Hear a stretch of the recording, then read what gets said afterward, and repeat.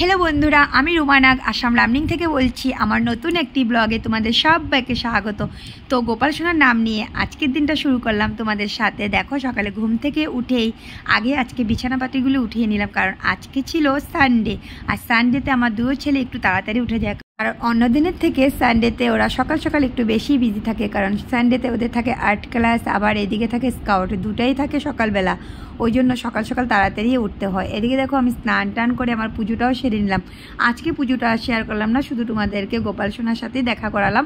আর এদিকে দেখো পুজো টুজো সেরে আবার চলে আসলাম রান্নাঘরে, একটু আলু ভাজি করে নিয়েছি আর একটু করে ভাত বানিয়ে নিয়েছি। তারপরে দেখো আবার রেডিও হয়ে গেলাম।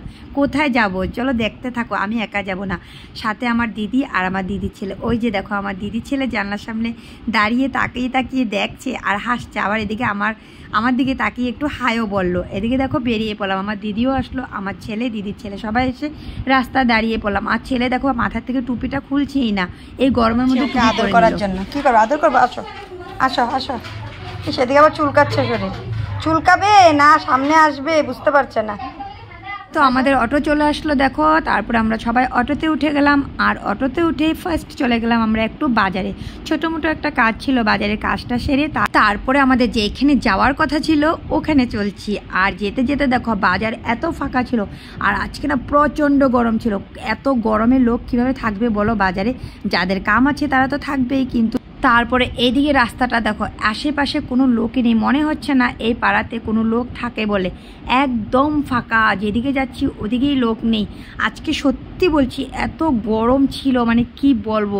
তো দেখো ফাইনালি আমরা এসে পড়লাম, এসে আর কোনো কথা নেই, আগে ফ্যানের হাওয়া খেয়েছি। हमारा ये नोकिया फोन है ना, इससे काम हो जाएगा। ये महीना से তো আমার মায়ের ঘরে আসলাম, এসে দেখো মায়ের ফোন নিয়ে ব্যস্ত হয়ে গেল, আর কোনো ফোন দিয়ে কিছু করতে পারছে না, সিধা চলে গেল মামার কাছে। তো এদিকে দেখো মা রান্না বাড়াও হয়ে গেল, চাল কুমড়ো দিয়ে মাছের মাথা দিয়ে মাছের সবজি, ডাল, ভাজা এগুলো বানিয়েছে। গরমের মধ্যে আর কি বানাবে বলো, এত গরম ছিল, এগুলো দিয়েই খেতে ইচ্ছে করছিল না। আর আমার ছেলে বারবার কুয়োর মধ্যে যাচ্ছিলো, মাদের নতুন কুয়া বানালো, ওখানে গিয়ে জল উঠাবে, ঠান্ডা ঠান্ডা জল উঠিয়ে নাকি মাথাতে দেবে। ওখান থেকে ওকে নিয়ে আসলাম, জল উঠাতে দিলাম না, কোনো দিনে জল উঠায়নি, কিভাবে উঠাবে, হাতের মধ্যে রশিটা কিভাবে পেঁচালো দেখো। আর নতুন কুয়া বানানো হলো, মায়ের কুয়ার চারিদিকে দেখো নতুন নতুন মাটি ছিল।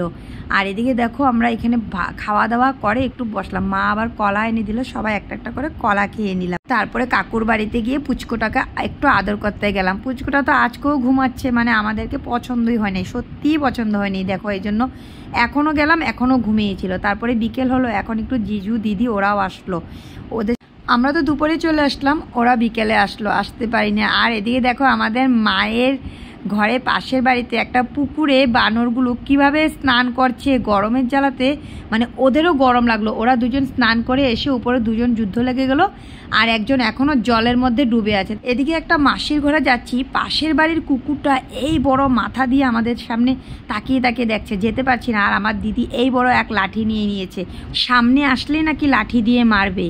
আর এদিকে দেখো তারপরে ওখান থেকে এসে আবার রেডিও হয়ে গেলাম, কারণ এখন বাড়িতে আসার পালা। আর এখনের এই সময়টা এত সুন্দর ছিল, কারণ মিষ্টি মিষ্টি একটা হাওয়া দিচ্ছিল, আর আমাদের মায়ের উঠানটা এত বড়, আর খুব ভালো লাগে এই সময়টাতে। তারপরে মা চা বিস্কিট এগুলি নিয়ে আসলো, সবাই মিলে খাওয়া দাওয়া করে নিলাম।